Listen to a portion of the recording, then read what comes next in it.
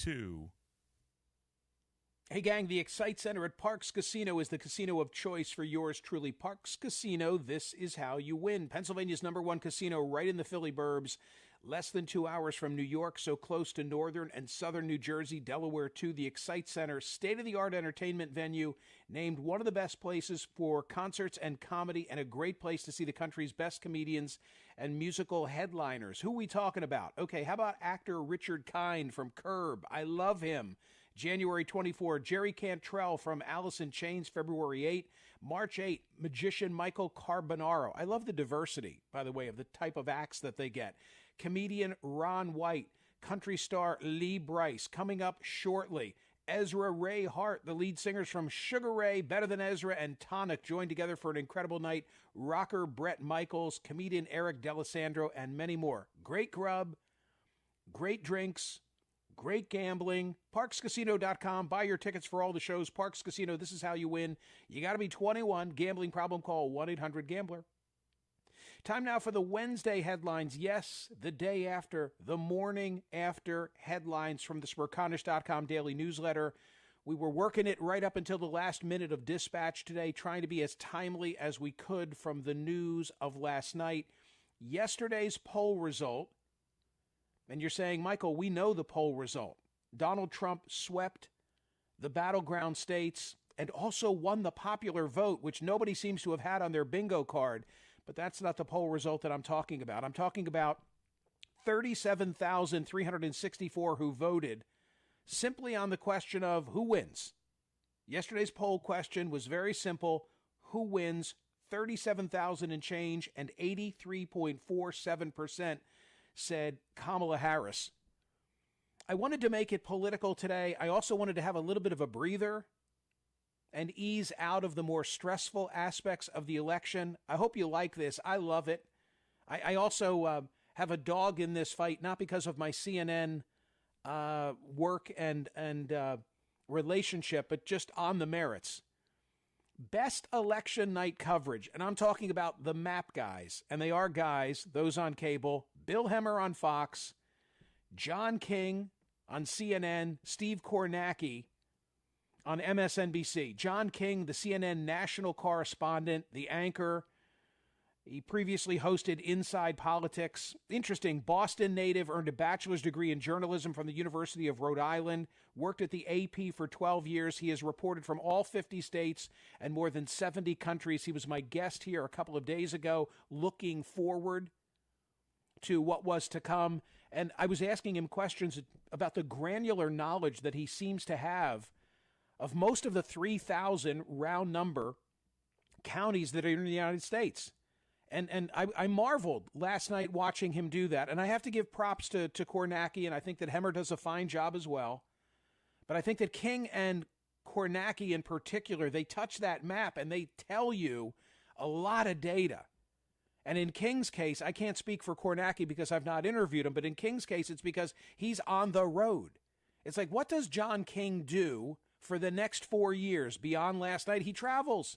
He maintains his position and contributes and hosts on CNN, but he's always out there meeting people and looking at the geography just so that on a night like last night, he can do what he did. Bill Hemmer is the co-anchor of Fox News Channel's America's Newsroom. Joined the network in 2005, has been at the lead of a lot of extensive coverage of theirs, ranging from Russia's invasion of Ukraine to Sandy Hook. Kornacki, of course, from MSNBC. He is their national correspondent, described as the crown jewel of NBC and MSNBC by the network itself. He's from Massachusetts, a graduate of BU, worked for Salon News and a lot of different outlets before he sort of migrated into that role. I had to go back and see, for comparison, we did ask a question on Saturday. The Saturday poll question, TC, asked, what will be Wednesday's headline? That is correct. And here we are. Yes, here we are. And interestingly, we had 74,000 plus vote. Harris wins decisively was the choice of 38.56. Race too close to call was 33.33.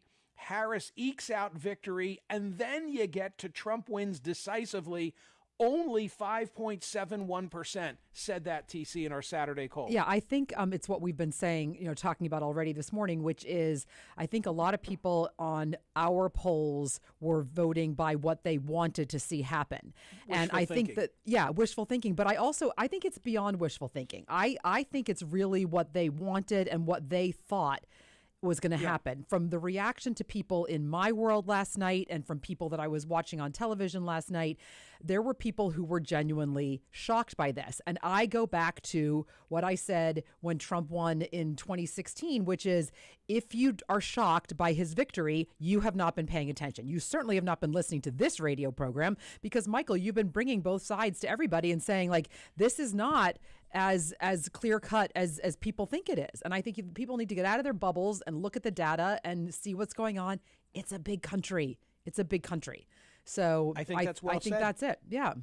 I think that is well said. Let me set the record straight on something because I was bragging on Monday about the Saturday poll with 74,000 votes, and I said we set a record, and then Alice reminded me, wait a minute, we had in November of 2023, a year ago, a poll that had 251,409 votes. The question was, given the evidence available so far, was the IDF justified in entering the Al-Shifa hospital? My gosh, it jogs my memory. I have to go back in the post 10-7. And we thought perhaps, bots had voted on the poll. We investigated it. It was legit. It just caught fire. And we had 250,000 people vote that day. So I need to tell you that the Saturday poll result was actually the second highest that we've ever had at Smerconish.com. Wait, Michael, are you fact checking yourself? What's happening here? Well, Alice is fact checking. Thank you, Alice. She is fact checking me. But I'm thrilled that she did because I had forgotten. Yeah. I had completely forgotten. And now I remember the whole issue of were they real was the question. I want to say something else, which is that I didn't give you this choice as between Hemmer, King, and Kornacki. Who do you think provided the best map coverage last night? But as I told you earlier, I thought that the needles, does it move the needle? I thought that the needles used at the New York Times website, which were ahead from my perspective of any of the reporting last night, were particularly well done. So they had needles on, the chance of winning the Electoral College and also the popular vote, and they ranged from very likely to lean to toss up to lean, meaning going from blue and into red. And they had them not only from a national perspective, but also from a state-by-state perspective, and I thought that was really well done. Yeah, exceedingly well done. And I was flipping around, and I was also watching Mark Halpern on two-way because he had the quads so you could see what everybody was doing, and they would flip back and forth with the audio. I found that really interesting. It was a night to flip. You had to flip around, clearly. I got to tell you, I know that I have the capability on my TV of having multiple views. It's the best. I got to figure that out. You must figure it out. I got to figure that out. A night like last night, and frankly, any big news story, I find it fascinating. Yeah. It's like when we're sitting here in studio and we have the three TVs, we have MSNBC, then CNN, then Fox, and you can sometimes think you're watching a different news story unfold because they cover it so differently. That's a problem, but it's also really interesting. Yeah, I know that I have the technology. I need to use it. Yeah. I want to say something else relative to the election, and I said it earlier, but I'm going to say it again.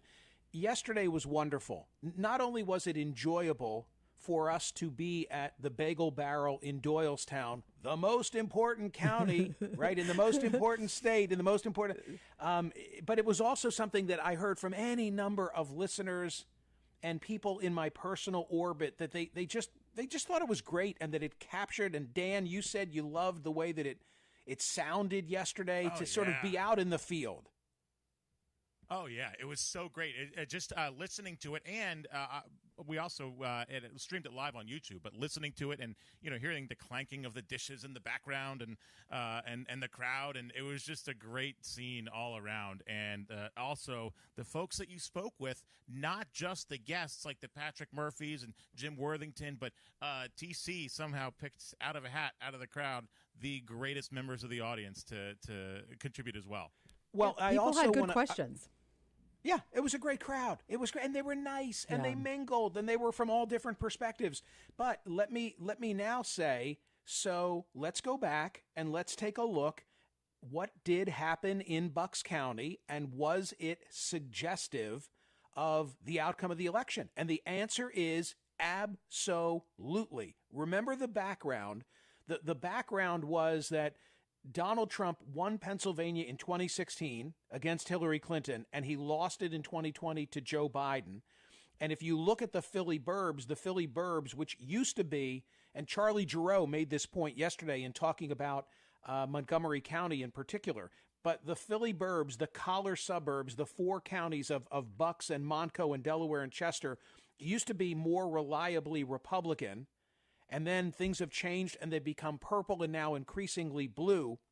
And so the point that I was highlighting by going to Doylestown in Bucks County yesterday is that the margin by which Donald Trump lost Bucks in 2016 en route to winning the state was much smaller than the margin by which he lost to Biden in 2020. And as I said on air yesterday, the question was really not so much would Trump win Bucks County. That was certainly a prospect, but would the margin be different than the other suburban counties? So you know that Trump won Pennsylvania. Here's what happened in the burbs. In Montgomery County, in round numbers, adjacent to Bucks, Kamala Harris won by 20 points, 60-40. In Delaware County, it was 61-39, essentially the same. Big margins for Harris. In Chester County, it was 56-43, a 13-point margin for Harris. So Harris won 3 of the 4 Philly suburban counties. But what happened in Bucks? In Bucks, Donald Trump actually won 51.01% to 48.02. So Bucks was the tell for what happened in Pennsylvania and for what happened in the nation. So I feel like the decision to go to the bagel barrel was fun and borne out on the merits. It really was a tell. It really was a tell. We have lots of other political news pertaining to the election at Smerconish.com, including the fact that the GOP has taken the Senate. Republicans on Tuesday captured the Senate, the Decision Desk HQ projects, that's according to The Hill, ending their painful 4-year stretch into the minority. So that's awfully, awfully big that Republicans will control the Senate. Was it a total sweep? As I sit here and speak to you, don't know. Control of the House is still X the unknown. The possibility exists that Republicans could have control of all 3. And I think that the biggest shock for many last night, and a subject of a lot of conversation today, the Hispanic vote.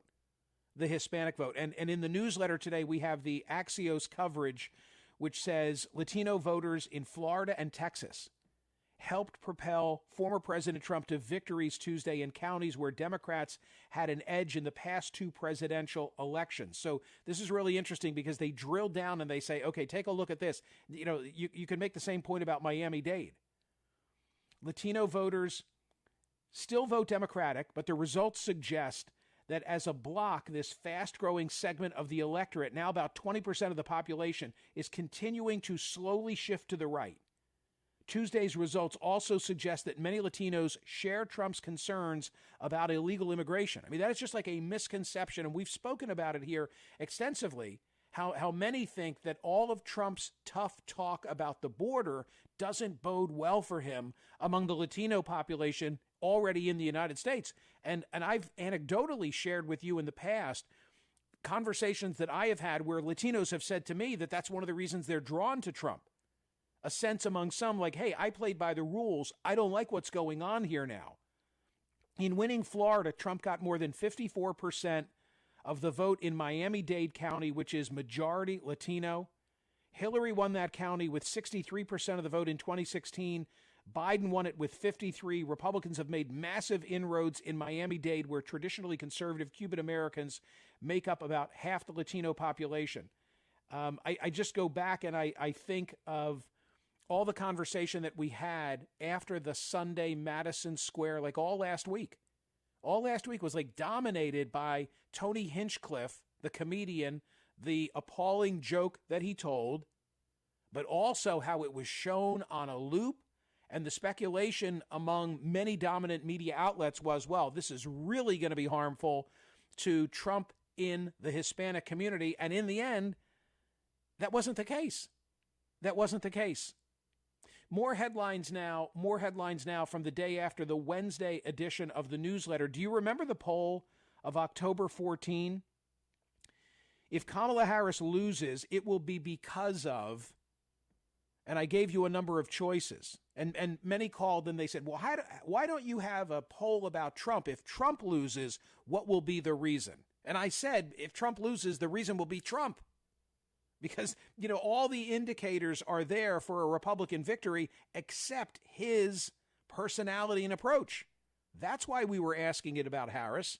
Weren't seeking to be predictive, just trying to be a little forward thinking, like, hey, if this doesn't go her way. I went back because I wanted to remember, how did everybody vote? If Kamala Harris loses, it will be because of 28% said the Electoral College, round numbers. Well, that's not true because Trump won the popular vote as well. Failure to differentiate from Biden, 21% and change. Misogyny, running too controlled a campaign, media coverage of Trump, not choosing Josh Shapiro. I mean, if she only lost because of Pennsylvania, there'd be more discussion about Josh Shapiro. No, I get that. I can't make the argument today that if she had taken Josh, she'd have won. I don't believe that. I do agree with that. I'm also wondering how he feels right now. Are you glad that you're not on that losing ticket?